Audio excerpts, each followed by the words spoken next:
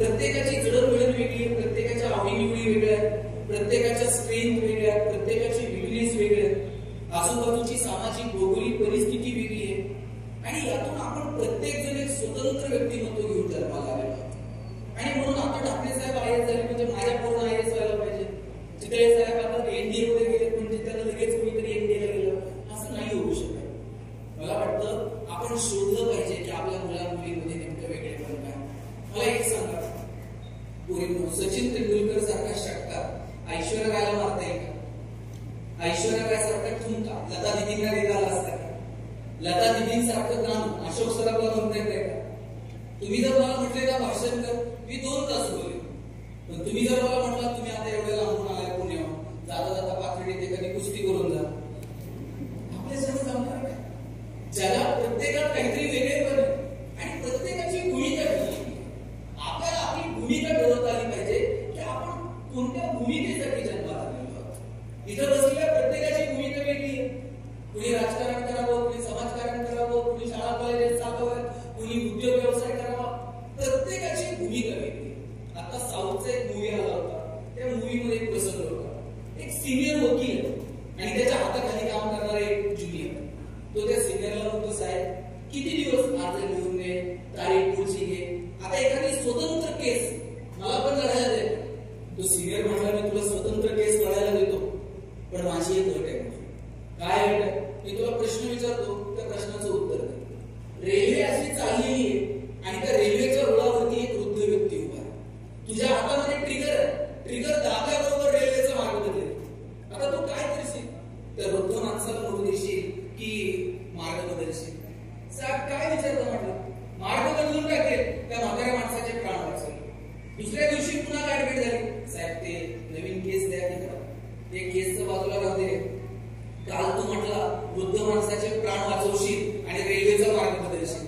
मी तुला सांगायला विसरलो, तू जो मार्ग बदललाय त्या मार्गावर 5 तरुण मुलं उभे आहेत. आता तू त्या 5 तरुणांचे प्राण वाचवशील का या वृद्ध? साहेब आता याचं जगून झालंय की 5 जणांचे प्राण वाचव. तिसऱ्या दिवशी पुन्हा गाठे झाले. साहेब ते नवीन केस ते बाजूला ठेव. काल तू म्हटला होता त्या 5 तरुणांचे प्राण वाचवशील. मी तुला सांगायला विसरलो, ते 5 अट्टल दरोडेखोर आहेत.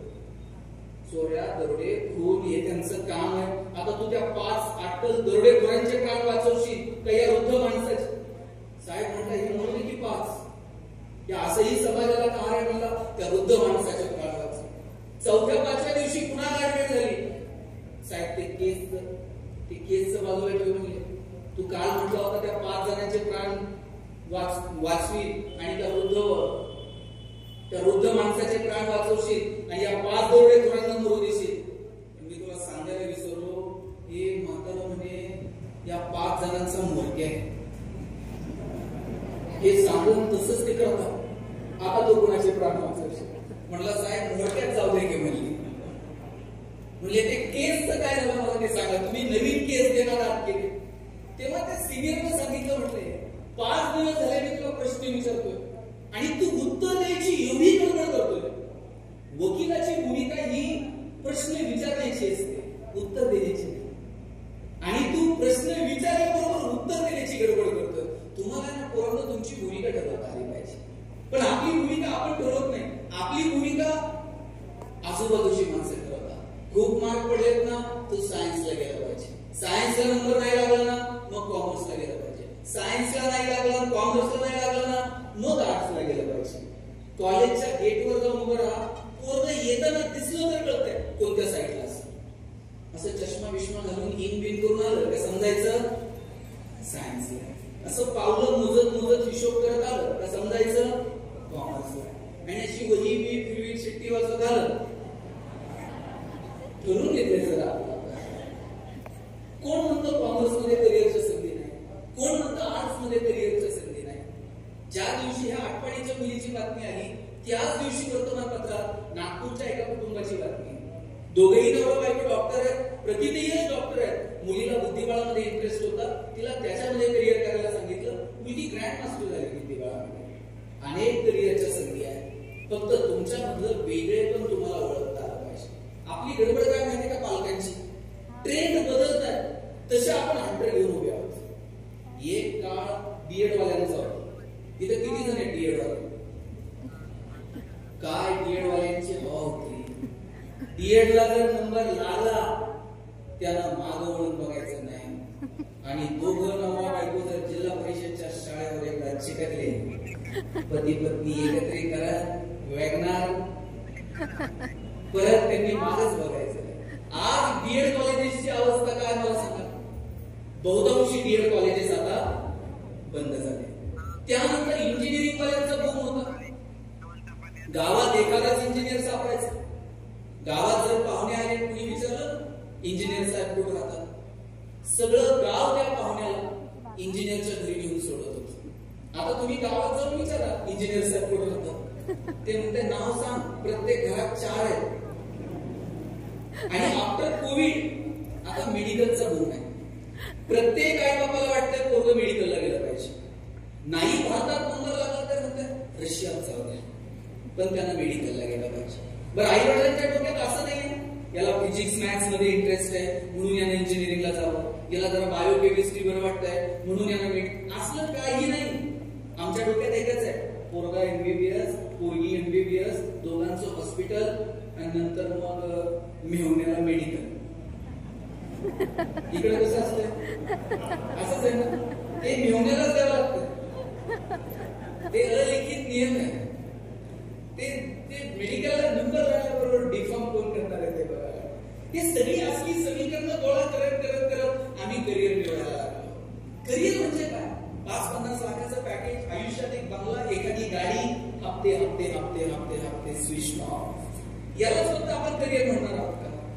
मला वाटतं महात्मा फुले म्हणायचे, अशिक्षितपणाचा टप्पा ओलांडून आपण शिक्षित होतो, शिक्षितपणाचा टप्पा ओलांडून आपण सुशिक्षित होतो, सुशिक्षितपणाचा टप्पा ओलांडून आपण सुसंस्कृत सृजनशील होतो.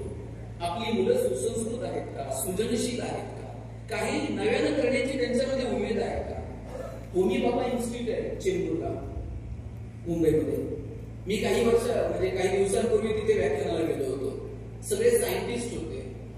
तुमच्यासाठी मुलं मुलीची आफ्टर गेटची एक्झाम किंवा होमी बाबा इन्स्टिट्यूटची स्वतंत्र एक एंट्रन्स आहे. ती एंट्रन्स क्वालिफाय करून तिथे ऍडमिशन मिळतं.